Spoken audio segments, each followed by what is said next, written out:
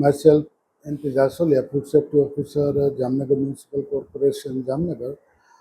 મહાનગરપાલિકાના માન્ય કમિશનર શ્રી કેડિયા સાહેબ ખાસ કરીને અત્યારે રેની સિઝન જેવી વાતાવરણમાં ગંભીર બાબતે ચિંતિત છે રોગચાળા અંગે.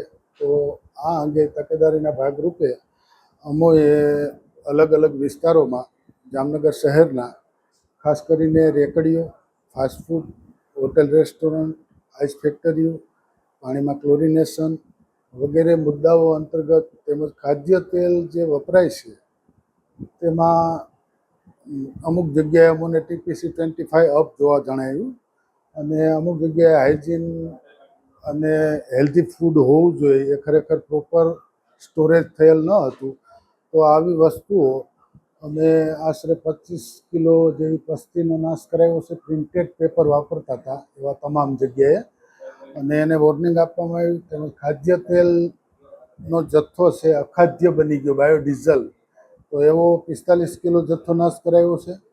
પછી વાસી ફૂડ આ ઇન્સ્પેક્શન દરમિયાન ટોટલ 75 kgનું ડિસ્ટ્રક્શન સ્થળ ઉપર કરવામાં આવ્યું છે અને અનહાઇજેનિક જણાતું પેઢીઓમાં ઇન્સ્પેક્શન કર્યું. તો આવી પેઢીઓમાં આશરે 19,000 જેવી સોલિડ વેસ્ટ શાખાને સાથે રાખી અને પેનલ્ટી પણ વસૂલ કરવામાં આવી છે અને આ કામગીરી અમારી અવિરત ચાલુ છે.